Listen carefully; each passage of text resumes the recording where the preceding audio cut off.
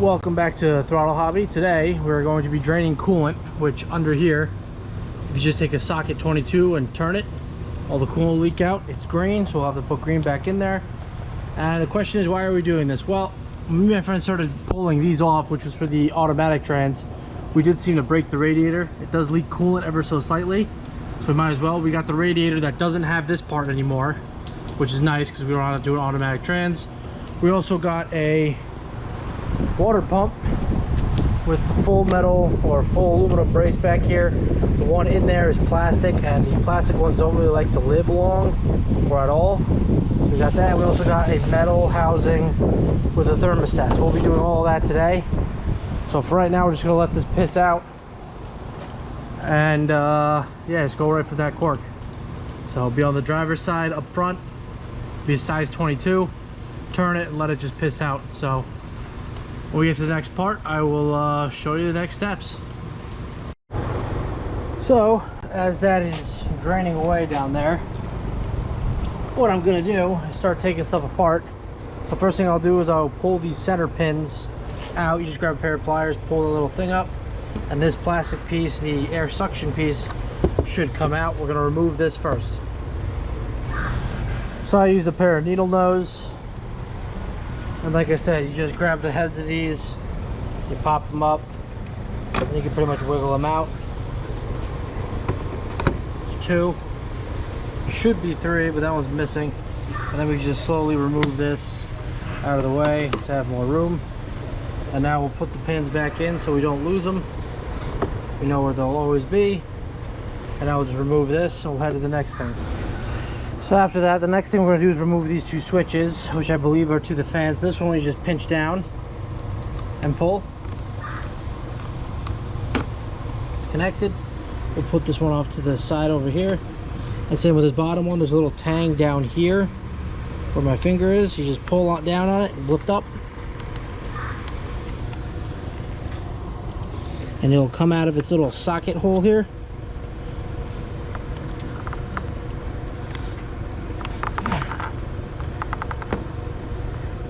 Okay, so we just remove this entire switch out of the way. We'll leave it over here so it doesn't get wet or it bugs us. We'll just leave it off to the side like this.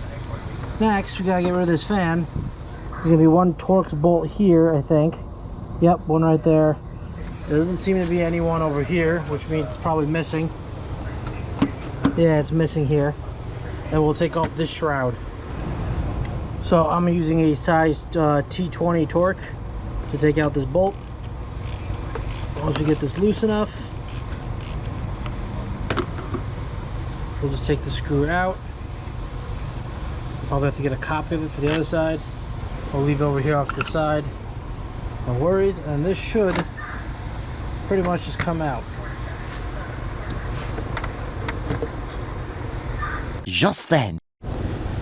Seems like before we have to pull this off, we have to get in there and pull that fan off, which I hope you guys can see it. This is the fan. We're gonna have to find a special wrench for that nut and pull it off. And the funny thing about this fan, from what I remember doing on another BMW, usually all the fans, when you go to pull them off, you go that way. Well, this one you go that way. So we're gonna have to hammer that bolt down. I'm gonna go grab the tool and tell you guys what size it is, and we'll get started on that.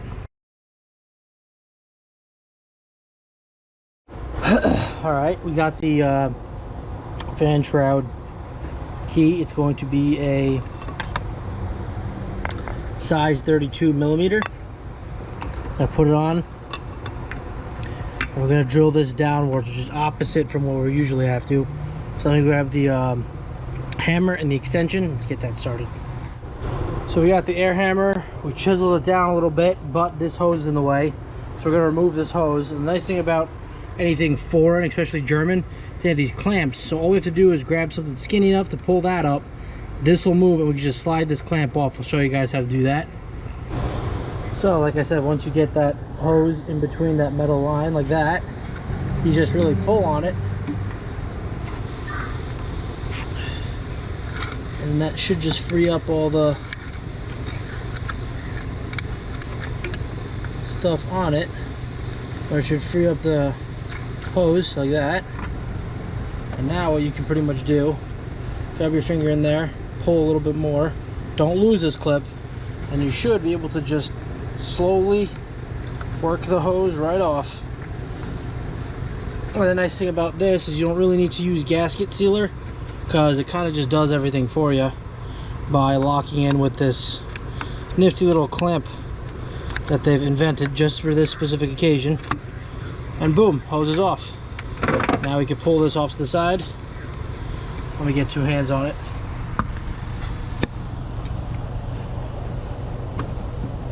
Yep, there we go.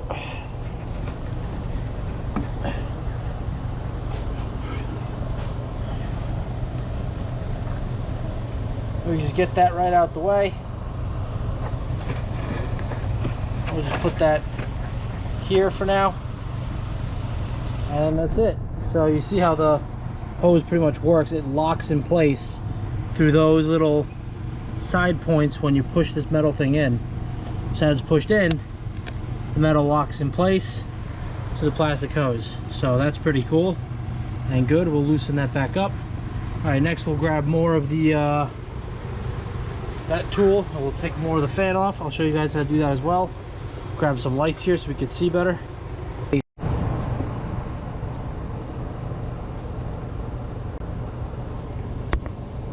So you want to continue removing that bolt down there using the gun.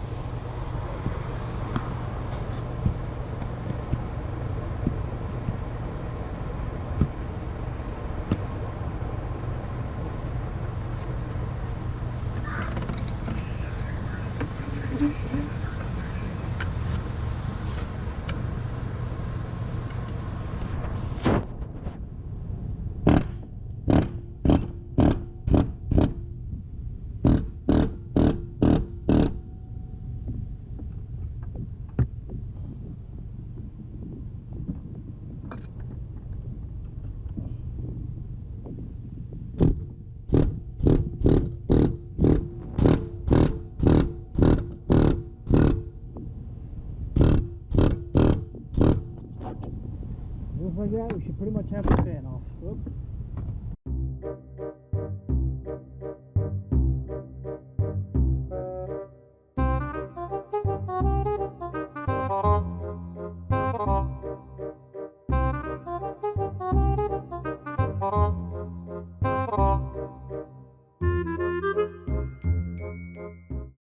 So, seems like a lot of people have problems getting these fans off, or they're just a bastard and you can't really get a 10mm on the little nuts because they spin the same way off the way you're trying to pull it. So what I'm going to try to do is, I found this one guy, says take off the serpentine belt, roll it around itself, and then attach the alternator down there, then use a 32 wrench and pull, and that should work.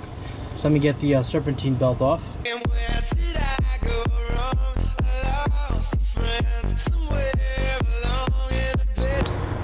Alright, so what we're going to do next is take out 10, 10, 10, 10, 8, 8, 8, 8, and we're going to remove this, oh, and 12, 12. We're going to remove this top part to get to the radiator, to pull the radiator out.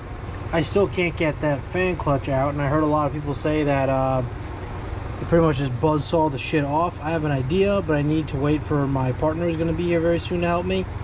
And as for the fan shroud, I made a little cut on the bottom and the whole thing decided to explode. So, kick flip. But yeah, I think I might leave that out or go for electric fans. But as of right now, let's get the let's get that metal brace off so we can pull the radiator out.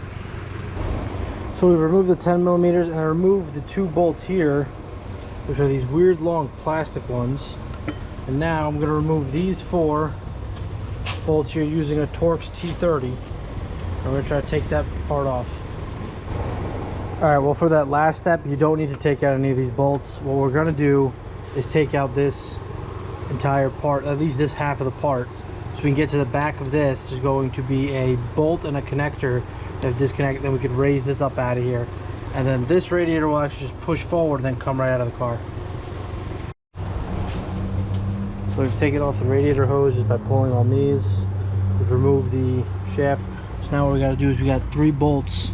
One right here, one down there.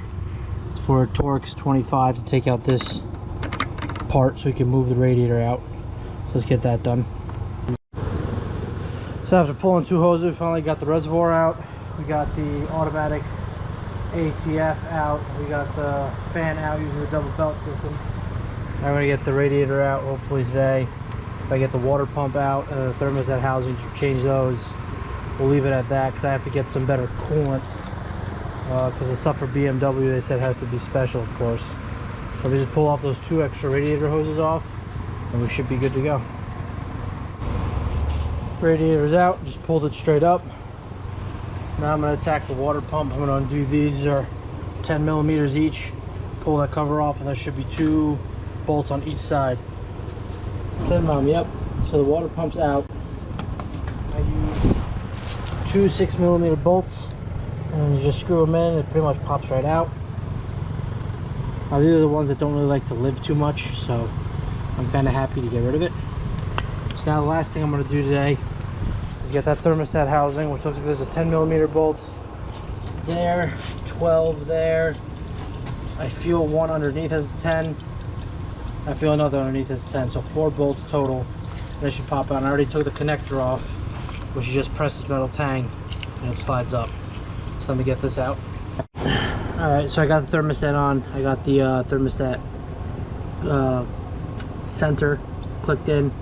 I got the 13, the 10, the 10, and the 10. 2 10s at the bottom, 1 10 up top, 1 13 here. And I got the lower radiator hose clicked back in. It's good. I'm going to put the water pump in next and get at least a head start on tomorrow. So let's get the water pump in. So with the water pump, before you guys put it in, make sure that it's got this gasket around it. If your water pump doesn't have this gasket, stop right here. Make sure to get one.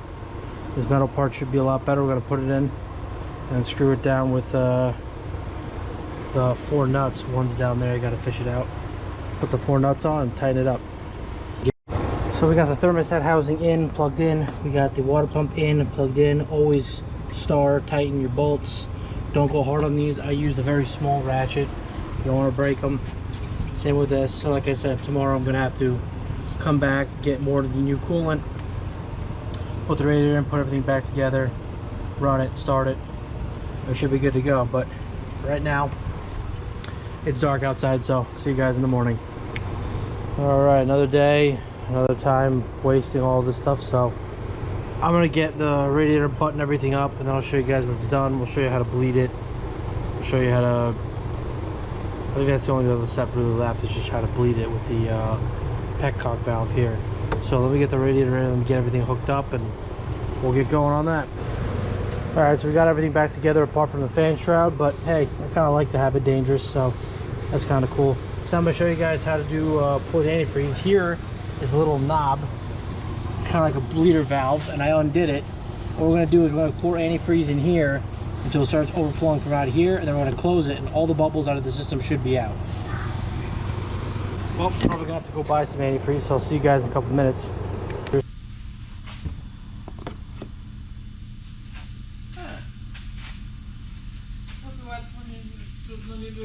Penny I dużo maritek.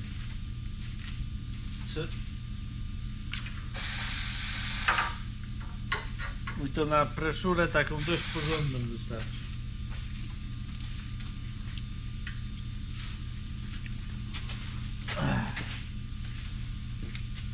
Ready to use.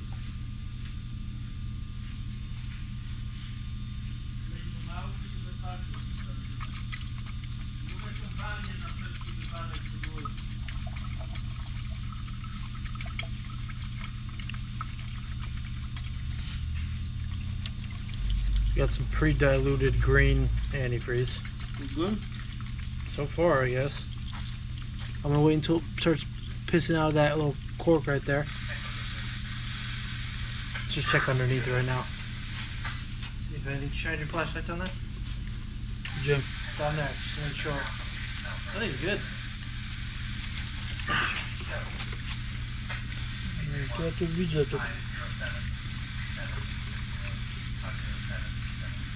Like I said, once we pour it in, it starts coming out of that cap. I'll make sure to screw it back down. This cap is gonna, when it's full, it's gonna leak out of here, and then we're gonna know that all the air bubbles out of the system are gone.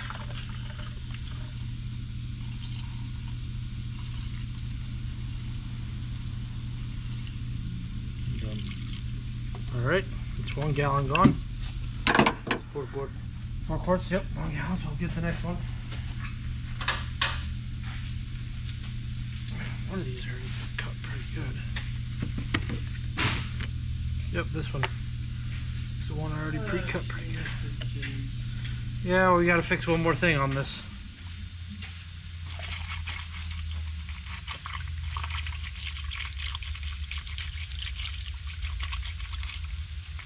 There you go, pour this so that way I can cap that off when it's finally done. Jaki cup? This, when it's full, it'll leak out of here.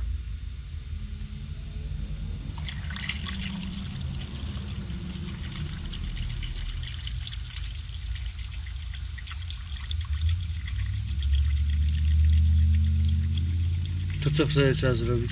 Then we're gonna close it, and then all the air is out of the system. That's a new way that they designed this.